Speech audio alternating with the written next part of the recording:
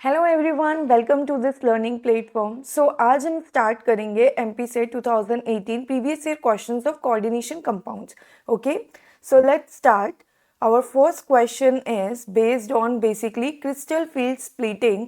किस पे बेस्ड है ये? Crystal field splitting for Cr3+ ion in octahedral field increase for ligands. आपको लिगेंड्स देके रखे I-, H2O, NH3 और Cn-। ओके, बहुत डायरेक्ट क्वेश्चन है। इसके लिए आपको क्या पता होना चाहिए? इसके लिए आपको पता होना चाहिए basically spectrochemical series. Okay, spectrochemical series already मैं आपको एक बार कहाँ करवा चुकी हूँ, 2024 का जो हमने PYQs करे उसमें भी मैंने क्या बताई हुई है आपको, स्पेक्ट्रोकेमिकल सीरीज पूरी बताई। अभी हम शॉर्ट में देख लेते हैं आगे कौन आते हैं। आगे सारे वीक फील्ड लिगेंड में I- आ जाएगा, हेलोजन आते हैं Br- आएगा, Cl-, F-। फिर इसके बाद जो बीच में आते हैं बेसिकली बीच में आपके कौन आ जाते हैं, यहाँ पर आ जाता है H2O आ जाता है, यहाँ पर कौन। अभी मैं बहुत शॉर्ट में स्पेक्ट्रोकेमिकल सीरीज, मैंने पूरी लॉन्ग स्पेक्ट्रोकेमिकल सीरीज ऑलरेडी आपको कहाँ करवाई हुई है, 2024 के PYQs में आप एक बार चेक कर लीजिएगा। ओके, इसके बाद यहाँ पर क्या आ जाता है, यहाँ पर बेसिकली हमारा आएगा क्या, इन आ सकता है। फिर उसके बाद यहाँ आ जाएगा बाइपिरिडीन आएगा, देन उसके बाद फिनेंथ्रोलिन आ जाता है। फिर उसके बाद क्या आएगा, पिरिडीन आ जाएगा। नेक्स्ट इसके बाद क्या आएगा, यहाँ पर Pr3 आएगा। फिर नेक्स्ट CH3 ले लो, और सबसे लास्ट में यहाँ कौन आता है, CO और ऑलमोस्ट Cn- आता है। ठीक है, तो हमें पता है ये जो पीछे वाले जितने भी लिगेंड्स आते हैं ये क्या होते हैं, बेसिकली स्ट्रॉन्ग फील्ड लिगेंड्स होते हैं। ये क्या होते हैं, स्ट्रॉन्ग फील्ड लिगेंड्स होते हैं। ये क्या करते हैं भाई, स्ट्रॉन्ग फील्ड लिगेंड्स होने के कारण यहाँ पर जब मेटल और लिगेंड्स अप्रोच करते हैं तो क्या होगा ना, जो मेटल के d ऑर्बिटल्स में इलेक्ट्रॉन्स होंगे और जो लिगेंड्स के होंगे उनके बीच क्या होगा, ज़्यादा रिपल्शन होगा। ज़्यादा रिपल्शन की वजह से क्या होगी, इनकी एनर्जी का जो डिस्टेंस होगा जो अपने T2G और EG की, वो क्या होगी, ज़्यादा स्प्लिटिंग होगी। ज़्यादा स्प्लिटिंग होगी तो आपसे वही पूछा है कि किस में ज़्यादा होगी किस में कम होगी, तो यहाँ क्या होता है, यहाँ होगी मोर स्प्लिटिंग। स्ट्रॉन्ग फील्ड लिगेंड के केस में आपको पता है क्या होती है भाई, मोर स्प्लिटिंग होती है। और ये वाले इधर वाले सारे क्या है, ये है बेसिकली वीक फील्ड लिगेंड्स। ये क्या है, वीक फील्ड लिगेंड्स। ठीक है, वीक फील्ड लिगेंड से यहाँ पे क्या होती है, बेसिकली यहाँ पे होती है लेस स्प्लिटिंग। ज़्यादा स्प्लिट नहीं करते क्योंकि रिपल्शन इतना ज़्यादा नहीं होगा, फील्ड इतनी स्ट्रॉन्ग नहीं है। ठीक है, तो आपको ऑर्डर क्लियरली पता है, Cn- सबसे ज़्यादा, फिर NH3, फिर HO, फिर I-। तो करेक्ट ऑप्शन क्या हो जाएगा आपका B। ओके, चलिए नेक्स्ट क्वेश्चन देखते हैं। The complex compound PtBr-SCN-NH3 twice shows. आपको सबसे पहले तो आपको ये पता होना चाहिए कि जनरली Pt और जो पैलेडियम के कॉम्प्लेक्स होते हैं वो क्या बनाते हैं, स्क्वायर प्लेनर कॉम्प्लेक्सेस बनाते हैं। ये Br लिया मैंने यहाँ पर, यहाँ क्या लिया, SCN ले लिया, यहाँ पर क्या लिया, NH3 ले लिया। ठीक है, एक तो आप क्या कर सकते हो, ये बना सकते हो, या फिर NH3 को अपोजिट कर दो, जो आप बनाना चाहें वैसे बना सकते हैं। ये Br ले लिया, यहाँ पर क्या ले लिया, NH3 ले लिया, यहाँ क्या ले लिया, SCN ले लिया, यहाँ क्या ले लिया, अगेन NH3। पर बनेगा कैसा, स्क्वायर प्लेनर बनते प्लैटिनम और पैलेडियम के कॉम्प्लेक्स। ओके, अब देखो सबसे पहले आपको आंसर ऑलरेडी मिल जाएगा लेकिन एलिमिनेट करके गलती कम होगी। सबसे पहले पूछा है ऑप्टिकल आइसोमेरिज्म, तो याद रखना हम पहले भी डिस्कस कर चुके हैं ऑप्टिकल आइसोमेरिज्म। ऑप्टिकल आइसोमेरिज्म याद रखना कब होता है, पहली चीज तो होना चाहिए no symmetry present. No symmetry present, no symmetry present तब होगा। No symmetry present means that is no POS, no COS, या फिर कोई भी किसी भी तरह की सिमेट्री प्रेजेंट नहीं होना चाहिए। और आपको पता है कि स्क्वायर प्लेनर कॉम्प्लेक्स है, ये आपका स्क्वायर प्लेनर कॉम्प्लेक्स है, हमेशा इसमें क्या होता है, slice cut, that is molecular plane हमेशा प्रेजेंट होगा।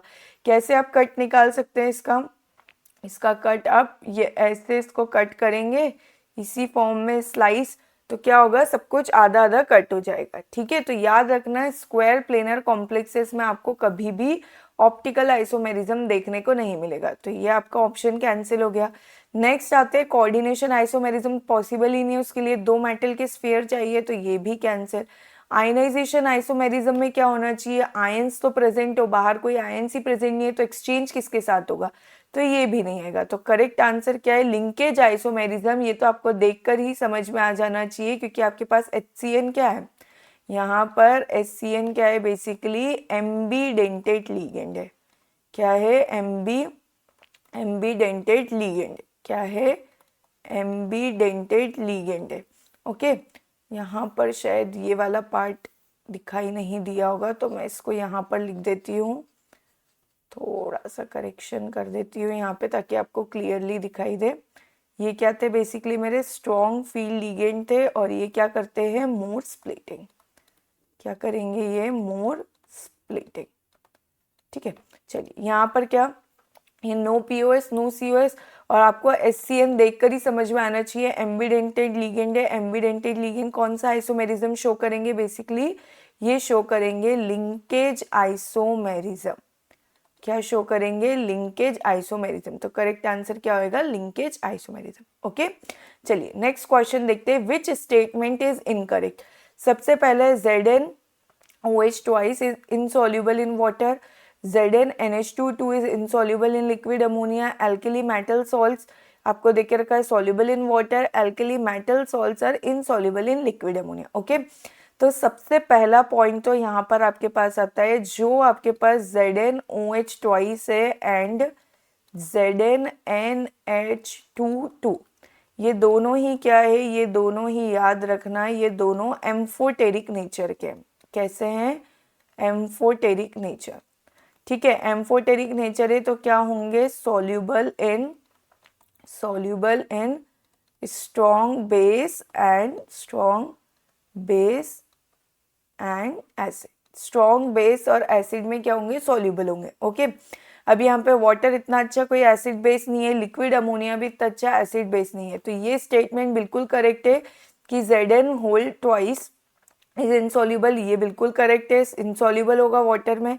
ओके, ये वाले टिक मैं यहाँ लगाती हूँ, ये वाला इनसॉल्यूबल इन वाटर करेक्ट है बिल्कुल। ZnNH2 भी इनसॉल्यूबल होगा लिक्विड अमोनिया में।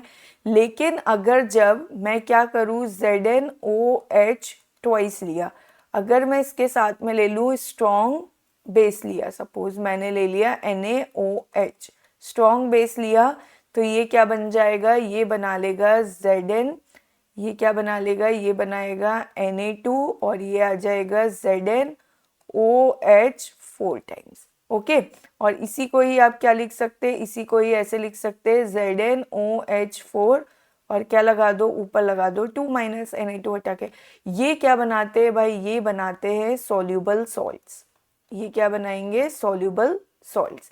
ठीक है, सिमिलरली अभी क्या करती हूँ मैं, यहाँ पर ZnNH2 ले लिया, इसको भी क्या करती हूँ, अमाइड वाले जो बेस मेटल के साथ, एल्किली मेटल के साथ जो अमाइड्स होते हैं स्ट्रॉन्ग बेस है, तो मैंने क्या ले लिया, 2KNH2 ले लिया। यहाँ से भी ये क्या फॉर्म कर देगा, ये बनाएगा K2, और साथ में क्या आ जाएगा Zn, और ये भी क्या बनाएगा NH2 4। इसको भी आप क्या लिख सकते हैं, इसको लिख सकते हैं ZnNH2 4, और क्या लगा देंगे, आयंस में कन्वर्ट करेंगे तो 2 माइनस, ये भी क्या बनते हैं, सॉल्यूबल सॉल्ट्स। क्या बनेंगे, ये भी बनेंगे आपके सॉल्यूबल सॉल्ट्स। तो आपसे क्वेश्चन में बेसिकली क्या पूछा हुआ है, तो ये दोनों तो करेक्ट है। फिर बोला alkali metal salts of ZnOH4 2 negative are soluble in water, बिल्कुल करेक्ट। हमने इनको किसी बेस में ऐड करा तो ये सॉल्ट्स बन जाएंगे, और ये क्या होंगे, सॉल्युबल होंगे वाटर में। ओके, एंड लास्ट ऑप्शन है अल्कली मेटल सॉल्ट्स ऑफ ये are insoluble in liquid ammonia. ये क्या है स्टेटमेंट, ये हमारा गलत स्टेटमेंट है, क्योंकि हमने ऑलरेडी अभी अमाइड वाले बेस के साथ इसको करवाया था, ऐड करवाया था, तो ये क्या बनाते हैं, सॉल्युबल सॉल्ट्स। तो इनकरेक्ट कौन सा आएगा, डी। ओके, चलिए नेक्स्ट क्वेश्चन देखते हैं। यहाँ पर आपके पास क्या है, स्पाइनल्स पूछा हुआ है, नॉर्मल है कि इन्वर्स स्पाइनल है। देखिए स्पाइनल्स आप डिटेल में पढ़ना चाहें तो डिटेल में पढ़िए, लेकिन अगर शॉर्ट में देखा जाए तो आपको सिर्फ एक चीज़ का होना है। क्या होता है, स्पाइनल का जो जनरल फॉर्मूला होता है वो बेसिकली क्या होता है, वो होता है AB2O4। यहाँ पर ए क्या होता है, ए +2 ऑक्सीडेशन में होता है और बी क्या होता है, +3 ऑक्सीडेशन स्टेट में होता है। और जो O2 नेगेटिव होता है वो बेसिकली क्या बनाता है, FCC लेटाइस बनाता है। जैसे ये आपका, ये आपने बना लिया, ये बनाया, थोड़ा और बड़ा कर देती हूँ मैं इसको। ये सपोज आपने ये क्या बनाया, एक क्यूब बनाया, ठीक है। ये क्यूब बनाने के बाद आपको पता है FCC कहाँ पे होता है, FCC होता है ये कॉर्नर पे, कॉर्नर पे, ये कॉर्नर पे आएगा, ये कॉर्नर पे, ये कॉर्नर, कॉर्नर, कॉर्नर, सारे कॉर्नर पे रहता है। और ये जो बीच में आता है फेस का सेंटर, ये इसको भी टच करेगा, इसको भी, इसको भी और इसको भी, ठीक है। याद रखना कॉर्नर्स वाले एक दूसरे को टच नहीं करते, कौन टच करता है, ये जो फेस के सेंटर में होता है वो टच करता है। तो FCC यहाँ से कितने यूनिट्स बना लेते हैं, आपको पता है कंट्रीब्यूशन कितना आता है, कॉर्नर्स का कंट्रीब्यूशन आप कितना लेते हैं, कॉर्नर्स का कंट्रीब्यूशन आता है 8 कॉर्नर्स होते हैं और कंट्रीब्यूशन कितना आता है, 1/8 आता है। तो यहाँ से यहाँ कितना कंट्रीब्यूशन आता है, कॉर्नर्स की बात करें तो कॉर्नर्स से आता है 1/8 और 8 कॉर्नर्स है तो 8 कितना आ गया, 1 बना पूरा। उसके बाद फेस से हमारा कितना कंट्रीब्यूशन आता है, फेस 6 होते हैं और एक फेस कितना कंट्रीब्यूट करता है, 1/2। क्योंकि अगर आप कोई भी बॉक्स लेंगे, बॉक्स में जो बॉल लगाएंगे फेस के बीच में, तो आधी बॉल तो ऊपर चली जाएगी और आधी बॉल नीचे रहेगी, तो हम क्या करेंगे, सिर्फ आधी बॉल को कवर करेंगे। तो यहाँ से कितना आ जाता है, 3। तो टोटल यहाँ पर कितने बनाता है, कितने हमारे पास यूज होंगे, बेसिकली 4। कितने 4 एटम्स बेसिकली यहाँ पर यूज होते क्या बनाने के लिए, FCC लेटाइस बनाने के लिए। मतलब आपको कितने 4 O2- यूज करना पड़ेगा एक FCC बनाने में। ओके, अब क्या होता है, ये O2+ और B3+ डिपेंड करता है। अब हम पहले बात करते हैं नॉर्मल स्पाइनल की। क्या बात करेंगे, नॉर्मल स्पाइनल की बात करेंगे। नॉर्मल स्पाइनल की बात करेंगे तो क्या होगा, ये मैंने करा नॉर्मल स्पाइनल। नॉर्मल स्पाइनल के केस में याद रखना A2+ क्या होंगे, सारे A2+ कौन से में मिलेंगे आपको, टेट्राहेड्रल वॉइड्स में। कहाँ मिलेंगे, टेट्राहेड्रल वॉइड्स। और B3+ सारे कहाँ मिलेंगे, B3+ मिलेंगे ऑक्टाहेड्रल वॉइड्स में, ठीक है। और हमारे पास FCC में टोटल टेट्राहेड्रल वॉइड्स कितनी बनती है, याद रखना डबल, 8 वॉइड्स बनती है। और ऑक्टाहेड्रल वॉइड्स कितनी बनती है, 4 वॉइड्स, ठीक है। ये आपके लिए क्विक रिवीजन भी हो जाएगा। ओके, नेक्स्ट आता है क्या, इनवर्स स्पाइनल। क्या आता है, इनवर्स स्पाइनल। इनवर्स स्पाइनल में क्या होता है, A2+ कहाँ मिलेंगे आपको, ऑक्टाहेड्रल वॉइड्स में मिलेंगे, ठीक है। और B3+ भी कहाँ मिलेंगे, कुछ B3+ ऑक्टाहेड्रल वॉइड में होंगे और एक B3 मतलब डिपेंड करेगा, फ्रैक्शन में भी चलता है, कहाँ मिलेगा, टेट्राहेड्रल वॉइड, ठीक है। या तो इसको हम क्लियरली क्या लिख दे, tetrahedral void plus octahedral void, दोनों में मिलते हैं। ये क्या कहलाता है, इनवर्स स्पाइनल। अब देखो इसको सॉल्व कैसे करना है, याद रखना ऑक्टाहेड्रल वॉइड की क्या होगी आपके पास, ऑक्टाहेड्रल वॉइड की CFAC ज्यादा होगी किससे, टेट्राहेड्रल वॉइड से, ठीक है। ऑक्टा, पहला पॉइंट ये याद रखना है, ऑक्टाहेड्रल वॉइड की CFAC ज्यादा होगी टेट्राहेड्रल वॉइड की CFAC से। आपको कुछ नहीं करना है, आपको कंपेयर करना है। आपके पास क्या दिया है, A2+ की क्या करना है, ऑक्टाहेड्रल वॉइड की आपको क्या निकालनी रहेगी, CFAC निकालिए, ठीक है। अगर वो CFAC कम आती है किसके, B3+ की ऑक्टाहेड्रल वॉइड की CFAC से, ठीक है। अगर ये ज्यादा है तो ये हमेशा क्या बनेंगे, ये बनेंगे नॉर्मल स्पाइनल। क्या बनेंगे, ये हमारे बनेंगे नॉर्मल स्पाइनल, ठीक है। इसको करेक्ट कर देती हूँ, ये बेसिकली ये मेरा क्या होगा, ये हुआ, तो इसके कारण ये यहाँ पर क्या बनेगा, ये बनेगा मेरा हमेशा, ये आएगा क्या, नॉर्मल स्पाइनल। क्या बनाएगा ये, नॉर्मल स्पाइनल। लेकिन अगर मैं बात करूं किसकी, third point, A2+ octahedral void में आपने उसकी CFAC निकाली, वो CFAC क्या है, B3+ की ऑक्टाहेड्रल वॉइड की CFAC से वैल्यू क्या है, ज्यादा आ रही है। उस केस में याद रखना आपका क्या रहेगा, ये रहेगा इनवर्स स्पाइनल। ये मैंने बहुत शॉर्ट में बताया है ताकि आपको एग्जाम में सॉल्व करने में टाइम नहीं लगे, ठीक है। तो हम यहाँ पर आ जाते हैं। आपके पास सबसे पहला क्या देके रखा है, सबसे पहला आपके पास क्या है, MgAl2O4। आयंस देख लो, Mg काय में एग्जिस्ट करता है 2+ में, और एल्यूमिनियम किस में एग्जिस्ट करता है 3+ में, ठीक है। अच्छा, इसके साथ एक पॉइंट और याद रखना, यहाँ ऊपर लिखवा देती हूँ मैं, जस्ट वेट अ मिनट, ठीक है। एक पॉइंट और याद रखना, जब क्या होगा A2+ की, क्या बोली मैंने, CFSE कौन सी, ऑक्टाहेड्रल की 0 आ जाए, ठीक है। और B3+ की भी क्या बोली मैंने, CFSE किसकी, ऑक्टाहेड्रल की, क्या आ जाए, 0 आ जाए। इस केस में भी क्या होता है भाई, इस केस में भी हमारा नॉर्मल स्पाइनल होता है, ठीक है। अगर दोनों की CFSE 0 है तब भी मेरा क्या आता है, नॉर्मल स्पाइनल आता है, ओके। चलिए अब देखते हैं यहाँ पर, देखो Mg2+ मेरा क्या है, नॉन ट्रांजिशन मेटल है, और ये भी क्या, एल्यूमिनियम भी नॉन ट्रांजिशन है। तो यहाँ पर मैं CFSE चाहे ऑक्टाहेड्रल की निकालूं, किसी की निकालूं, क्या आएगी, 0। यहाँ पे भी CFSE ऑक्टाहेड्रल की निकालूं, कितनी आएगी, 0 आएगी। तो यहाँ से मेरा स्पाइनल क्या आ गया, ये आ गया मेरा नॉर्मल स्पाइनल। क्लियर है, बहुत इजीली आपने कर लिया, ये क्या आ गया, नॉर्मल स्पाइनल। दूसरा वाला हम सॉल्व करते हैं। दूसरा वाले में क्या है, Fe3O4 दिया, आप इसको प्रॉपर ऐसे लिख सकते हैं, Fe और Fe2O4। याद रखना, जो नंबर में ज़्यादा होते, 2 नंबर में होते, वो हमेशा 3+ चार्ज कैरी करेंगे। तो एक आ गया आपके पास Fe2+, दूसरा आ गया आपके पास Fe3+, ठीक है। चलिए हम दोनों की क्या करते हैं, CFSE कैलकुलेट करते हैं।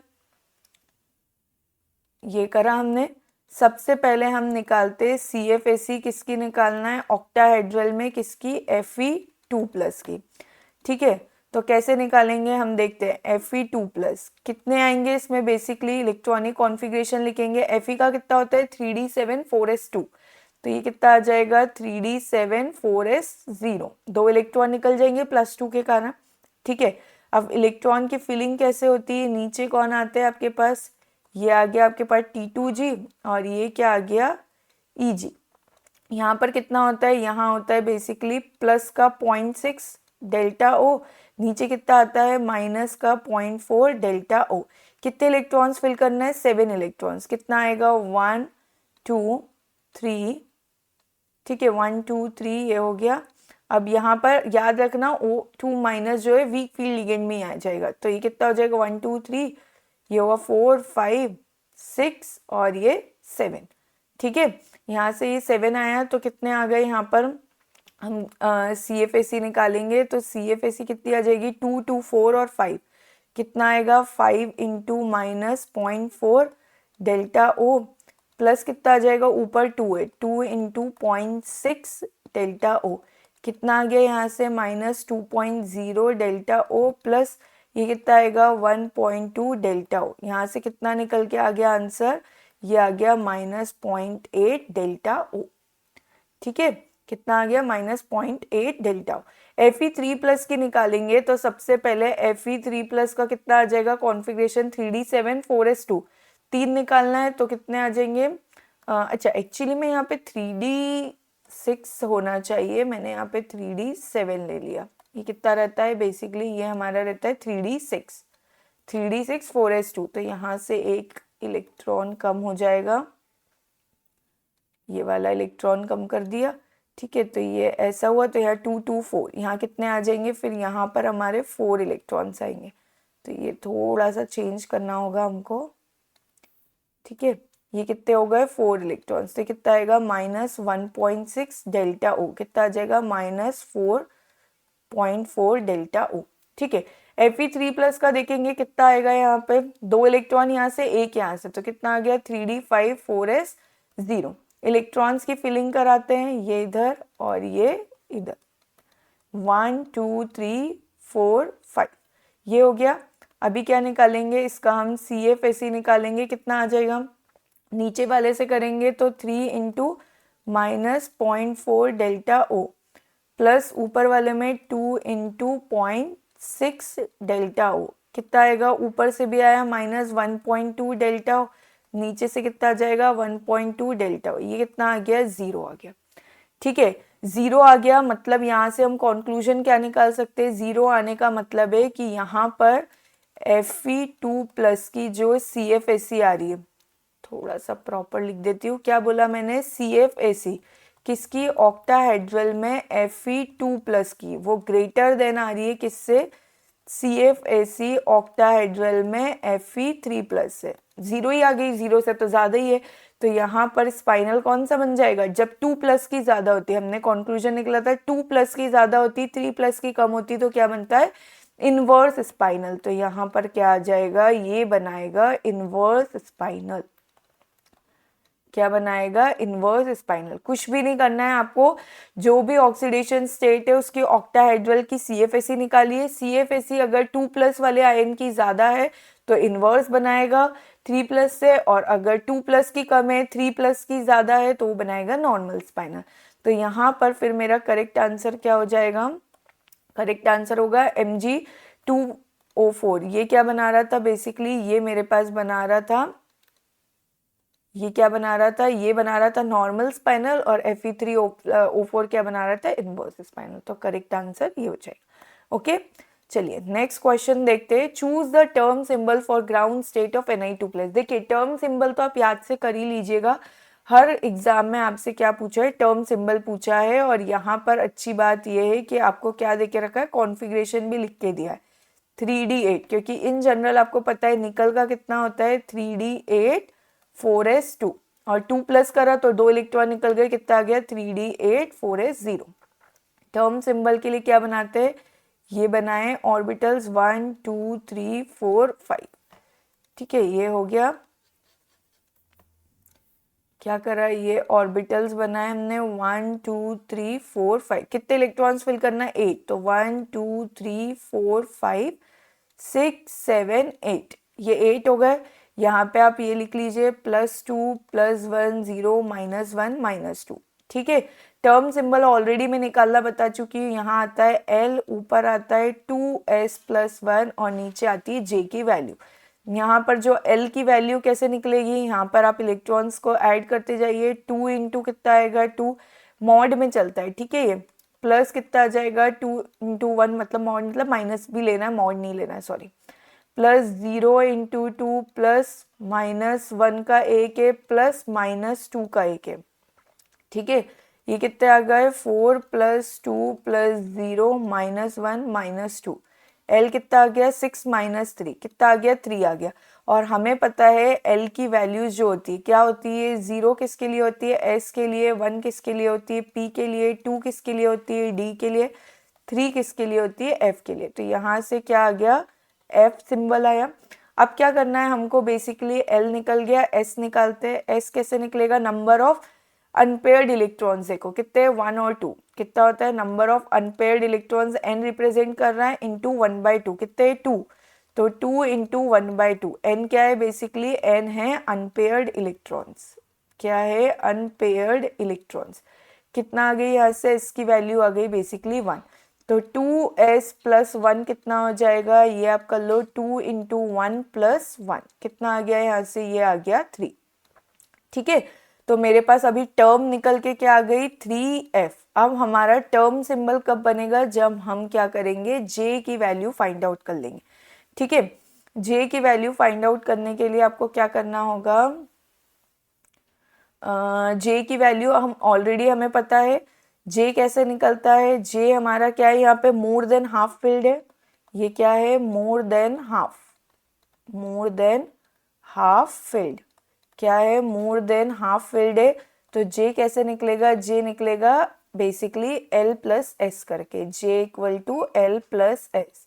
और आपके पास L की वैल्यू कितनी है 3, S की वैल्यू कितनी है 1, कितना आ गया 4, तो ये क्या बन जाएगा 3f4। तो करेक्ट आंसर क्या हो जाएगा आपका C। क्या आ जाएगा, ये याद रखना, J की वैल्यू अगर ये लेस देन हाफ फील्ड मतलब 5 से कम होता, तो यहाँ क्या करते हैं L - S, और ये 5 से ज़्यादा है क्योंकि हाफ फील्ड तो 5 ही आएंगे, 5 से ज़्यादा इसलिए क्या करा, l प्लस एस करा, तो 3 प्लस 1, और याद रखना 2s प्लस 1 को मत ऐड करना है, किसको ऐड करना है, s को ऐड करना है, तो l प्लस एस कितना हो गया 4, तो क्या आ गया term symbol 3f4। Okay, so that's all for this lecture. अगर आपको वीडियो अच्छा लगा तो आप लाइक एंड कमेंट करें, एंड जो लोग अभी चैनल पे नए आए हैं वो चैनल को सब्सक्राइब करें and press the bell icon for more such videos. Thank you, keep learning, keep growing.